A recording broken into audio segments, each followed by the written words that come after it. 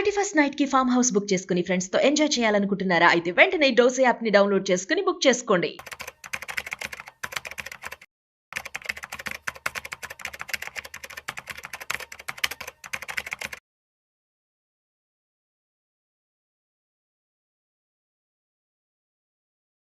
Welcome to Vishnu talks. నేను మీ విష్ణు.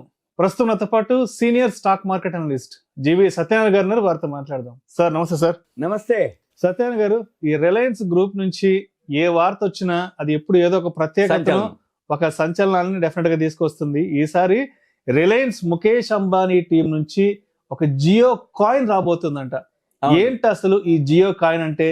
ఈ Jio coin యొక్క ప్రత్యేకత ఏంటి? అండ్ ఎందుకు ఇప్పుడు దీన్ని ప్రవేశపెట్టబోతున్నారు? అండ్ దీని ద్వారా రాబోయే రోజుల్లో ఎటువంటి విప్లవాత్మక మార్పుల్ని మనం చూడబోతున్నాం అంటారు ఈ జియో కాయిన్ ద్వారా? ఓకే, ఇప్పుడు ఇది లేటెస్ట్ న్యూస్. చాలా మందికి క్రిప్టో కరెన్సీ అంటే అమెరికాలో ఉన్న వాళ్ళకి ఐడియా ఉంటుంది.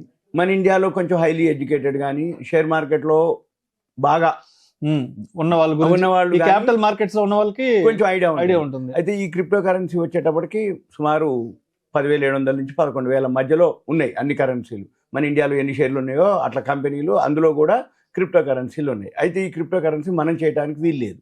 అంటే ఎన్ఆర్ఐలు అయితే చేయొచ్చు, మనం చేయడానికి లేదు. కాబట్టి మన దాంట్లో ఓన్లీ ఫారెక్స్ ఏదైతే ఉందో డాలర్, యూరో, పౌండ్, ఎన్ల వరకు చేసుకోవచ్చు మనం. అయితే అది మామూలు ఫారెక్స్ కిందకే వస్తుంది, క్రిప్టో కరెన్సీ కిందకి రాదు. కానీ ఇప్పుడు మీరన్న వార్త ఏదైతే ఉందో ఇది క్రిప్టో కరెన్సీలో ఒక భాగం అనమాట. క్రిప్టో కరెన్సీ టైపు, క్రిప్టో కరెన్సీకి సంబంధించింది. అదేంటిదో ఇప్పుడు చూద్దాం. ఎప్పుడైతే ఈ మన ముఖేష్ అంబానీ గారు ఉన్నారో ఆయన ఏంది తన సొంత కరెన్సీని, అంటే ఆయన కూడా ఒక కాయిన్ని, అంటే ఆయన పేరుతోటే ఆయన ఏదైతే బ్రాండ్ కానీ జియో గ్రూప్ నుంచి ఆయన పేరుతోటే జియో కాయిన్ అని ఒకటి తీసుకొస్తున్నారు. ఇంకా అన్ని వివరాలు మళ్ళీ నెక్స్ట్ ఇప్పుడు తర్వాత చెప్తాము. ముందు బ్రీఫ్ గా అసలు ఏంటిది అది ఇంట్రడక్షన్ వరకు ఇప్పుడు మనం చెప్తాం అన్నట్టు. అయితే వాళ్ళు అనటం ఏంటంటే ఈ జియో కాయిన్ తోటి మీరు కనుక దగ్గర ఉంటే సింపుల్ గా జస్ట్ బ్రౌజింగ్ చేస్తే చాలు, మీకు ఫెసిలిటీస్ ఏమేమి ఉంటాయి అనేది. జనరల్గా ఏంటిదంటే ఎవరైనా కానీ ఒక బాగా, అంటే ఇప్పుడు సపోజ్ రిలయన్స్ ఉంది అనుకో, ఆయన వ్యాపారంలో బాగా అంటే ఎప్పుడు నేను ఫస్ట్ ఉండాలని, టాప్ ఉండాలని, ఎవరైతే భారతదేశ ప్రజలందరికీ నేను గుర్తుండాలని, సేవ చేయాలని, అందరికీ అన్ని రంగాల్లో ఉండాలని, అందరికి అందుబాటులో ఉండాలి, ప్రైసెస్ కానీ అంటే ధరలు కానీ సర్వీస్ కానీ గుండు సూది నుంచి విమానాల దాకా అనే ఉద్దేశంతో ఆయన అన్ని వ్యాపార రంగాల్లోకి విస్తరించటం. అయితే ఆయన ఎప్పుడు ఏం చేసినా ఒక సెన్సేషన్గా ఉండటం జరిగేది.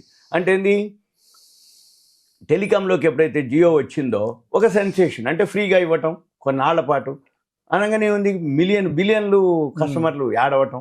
తర్వాత ఒకప్పుడు, ఇప్పుడు కాదు, ఒక 20 ఏళ్ల కిందటే రిలయన్స్ వాళ్ళు చిన్న ఫోన్ తోటి స్టార్ట్ అయింది, సిడిఎంఎల్. అసలు ఫోన్ అంటే ఏంటిది, వేలు పెట్టి కొనాలి అనే లేకుండా 100లో మీకు ఇవ్వడం జరిగింది. అప్పట్లో 2,000, 3,000కి అప్పుడు 100లోనే ఉంది. రైట్, నోకియా బ్రాండ్, వీళ్ళే అంటూ ఒక బ్రాండ్ ఉండేది, ఏది రిలయన్స్ వాళ్ళు. అంటే అప్పటి నుంచే ఆయన ఒక అన్నాడు టెలికాంలో ఏదైతే ఉందో ఆయన విప్లవాత్మక మార్పులు తీసుకురావడం జరిగింది.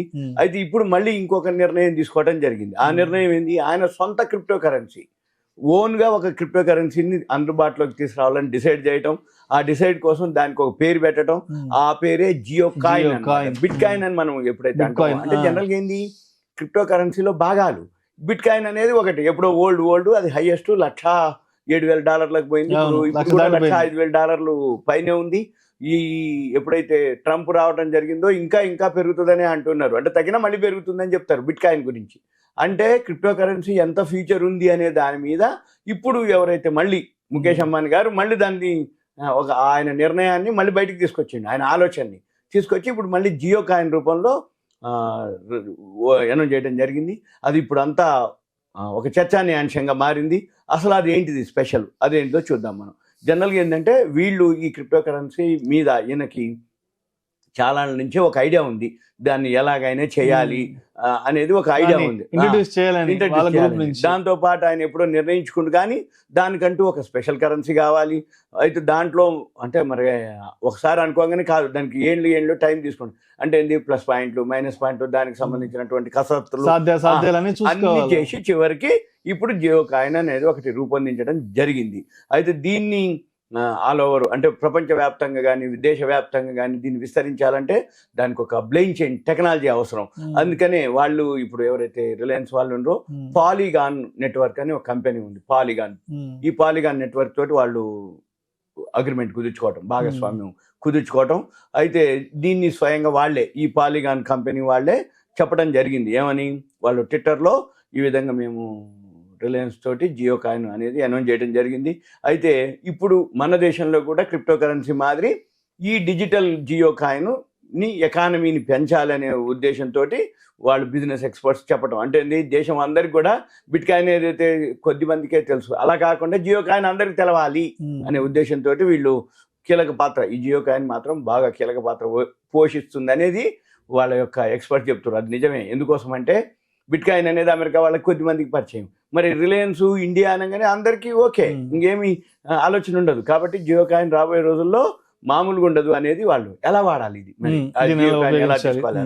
అయితే వీళ్ళు చెప్పేది ఏంటంటే జియో మార్ట్, ఈ కామర్స్ ఏముంది మనం కిరాణా మాదిరి జియో కామర్స్, తర్వాత జియో మార్ట్ అంటే ఈ కామర్స్ ద్వారా, తర్వాత జియో ప్లే డిజిటల్ ట్రాన్సాక్షన్స్ అంటే గూగుల్ పే ఫోన్పే టైపు, మళ్ళీ జియో క్లౌడ్ డేటా స్టోరేజ్, ఇలాంటి సేవలన్నిటికీ కూడా జియో కాయిన్ మీరు వాడుకోవచ్చు. అంటే జియో కాయిన్ నీ దగ్గర ఉంటే నువ్వేం చేయొచ్చు, ఈ కామర్స్ కానీ జియో ప్లే డిజిటల్ ట్రాన్సాక్షన్స్ కానీ డేటా స్టోరేజ్లు కానీ వాడుకోవచ్చు. అది ఈయన యొక్క ఆలోచన.